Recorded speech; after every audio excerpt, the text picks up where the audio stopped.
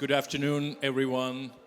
What a wonderful privilege it is to address such a distinguished audience. Some of you have a lot of experience from the past, and some of you have a lot of expectations for the future. So some of us have chosen paths for our lives, some have our futures open. Whether you are or want to be a doctor, a civil servant, an entrepreneur, regardless, I'm sure that we all share one goal in life: to be happy. As a matter of fact, the United States Constitution grants each citizen the right of pursuit of happiness. So already centuries back, the founding fathers and mothers thought that happiness is the ultimate goal of life. So today, I would like to talk about happiness. Not only personal happiness, but rather collective happiness, a shared happiness. All this has to do with where I come from.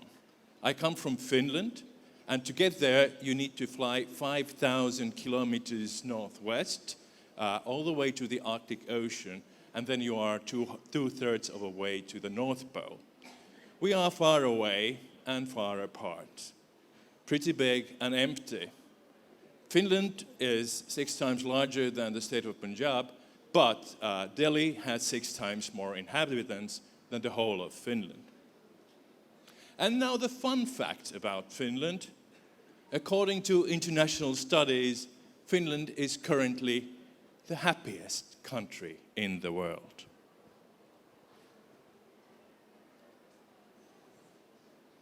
And we were the happiest country in the world also the year before. As well in 2033, as well as 2022. Actually, we were the happiest country in the world also in 21, 20, 2019, and 2018. This means that Finland has ranked as number 1 as the happiest country in the world for 8 years in a row. So one should think it is a fact. So how do Finnish people react to being happiest in the world? Well, we are rather unhappy about it. Most of us do not take that kind of studies too seriously. And if you visit Finland, you might wonder about the happiness. Finnish people are mostly very quiet, very reserved and modest. We do not display happiness. We are not joyful, elated, merry. We do not dance in the streets. We do not hug strangers. We don't even sing in the shower. So how do we explain this? I have a theory. I think personal happiness and collective happiness are different things. Now, here you see 4 possibilities. If you are a happy person in a happy country, you're fine. Also, being unhappy in an unhappy country is quite logical. Then there are 2 other possibilities.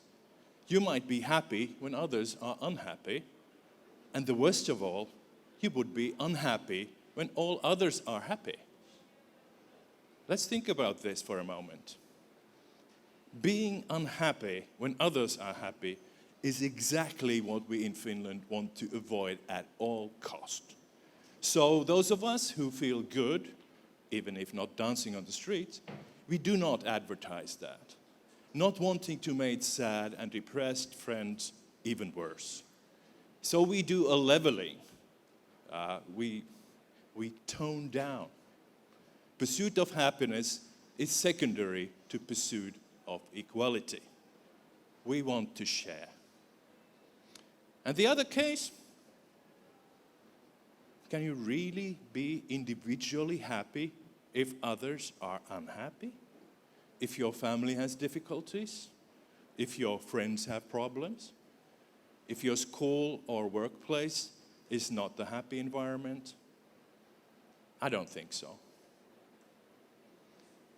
So friends, yesterday morning at the airport bookstore, I noticed stacks and stacks of manuals for individual happiness.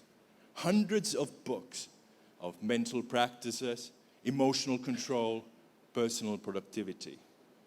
But where are the books about the happiness of your community? Now I'll reveal a secret.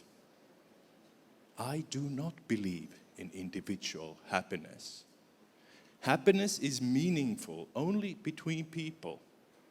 Happiness does not live here, it lives here.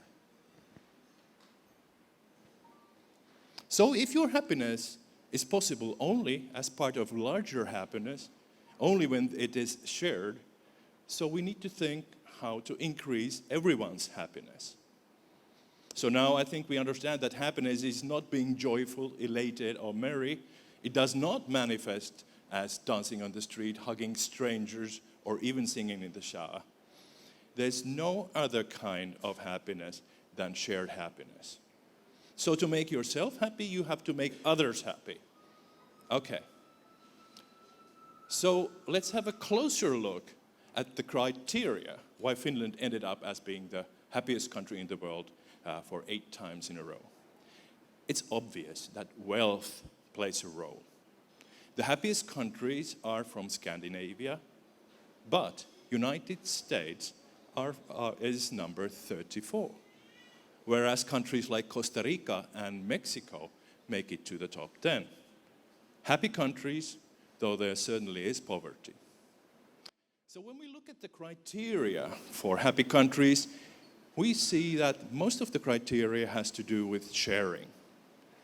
Social support is an important factor.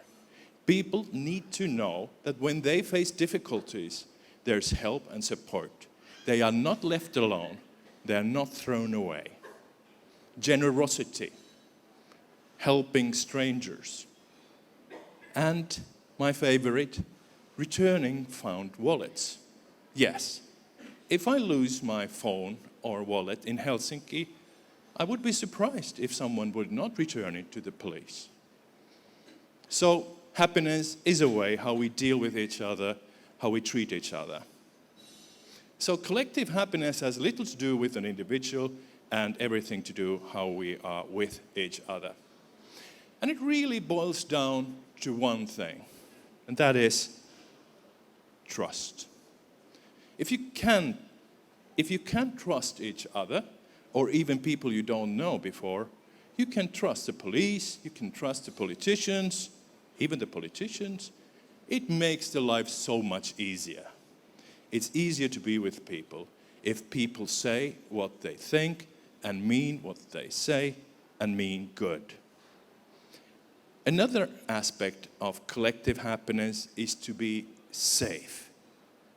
If you don't feel afraid or threatened, even in a city that you never visited before, then it gives you freedom in life.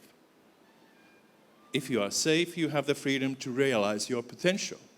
If you're accepted as you are, you can become what you want to be. And this brings me to the third aspect of happiness. You need to increase the peace.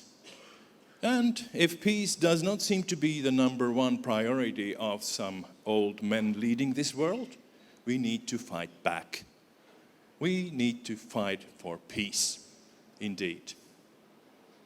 Now I have 2 children, aged 12 and 15, and if there's something I want them to remember of all the things I've ever said, it's this advice. Build trust, spread safeness, increase the peace. I would love it if it meant something for you too. All right. Now I want to tell you a story, a personal story. Because, sometimes making everyone happy means to make someone unhappy. That happened to me when I was in high school. But it's about leadership. So I will come back to the story in a minute. So whatever the chosen path in your life, being a doctor, a civil servant, an entrepreneur, a farmer, a scientist, or an artist, some of you are to lead others, to manage important things. So I have some experience in leadership, and I'm excited to think what you can do if you want to contribute to the collective happiness by being good leaders. Now, there's a common misconception. People think that leadership or authority is simply command and control. Authority gives orders and underlings have to obey. But people choose their leaders.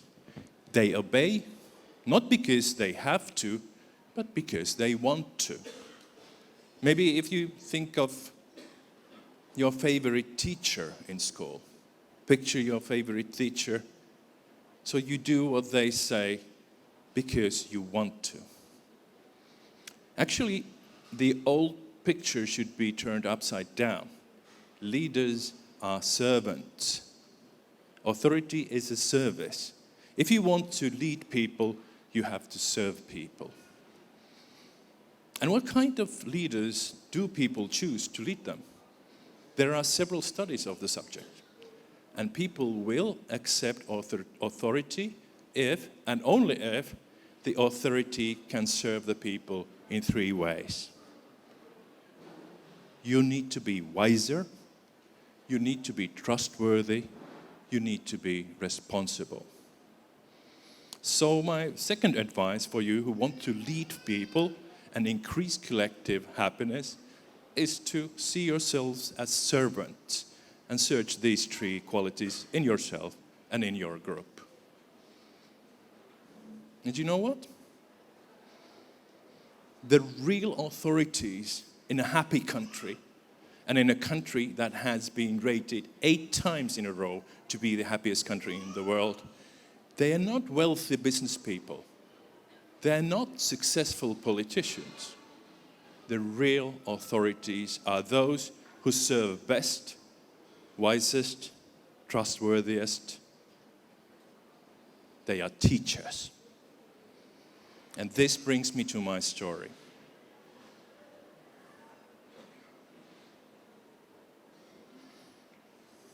As a teenager, as a child, I was more interested in dogs and Wild West, and school came distant 7th. I was a gifted but lazy student. I hated doing homework. So I made it a sport of not doing homework before the lesson starts. With luck, I could improvise a correct answer. If not, I couldn't care less. So I was by far the best in the English language in my class, indeed the whole school. But while others could get the best grades, A's, I would get A minus. I would have the best test results, but that never showed in my school report. I complained often, I complained loudly, but to no avail. My teacher would not yield. Indeed, when we had the final exam in the high school, I scored 29 out of 30. I went to the teacher who said, yes, you were the best in the group, but you were not perfect. She seemed even to enjoy this maliciously. I was furious. I decided to show her. In Finland, it's very difficult to get to the university to study English because it's a very popular major. But I worked really hard for the matriculation and was among the chosen few to get in and start as a freshman in the university. So I sent my teacher a postcard saying how she was wrong, that despite of her, I did qualify to study English. So she had been wrong about me. And she wrote back, congratulating. She said, I knew you could do it. I knew it all the time. Then I finally understood that by not accepting my efforts earlier, she had helped me to achieve my goal, to make my family proud, to make our community happier. She served exceptionally well as a leader. She was wiser, certainly wiser than a teenager. She was trustworthy. She took care of the high-quality education, and she took responsibility. she kept the promise to the community. And she's the single reason why I'm standing right here in front of you right now.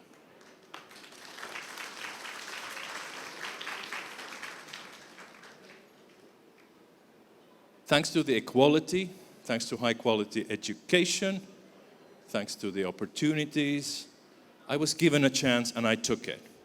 I graduated, embarked in a career in journalism and television, later as a member of parliament and the government minister. I've had the chance and opportunity to give back to the community, to try my best in building trust, spreading safeness, and increasing peace. So I leave you with these words. Do your best to make other people happy so you can be happy. Thank you very much.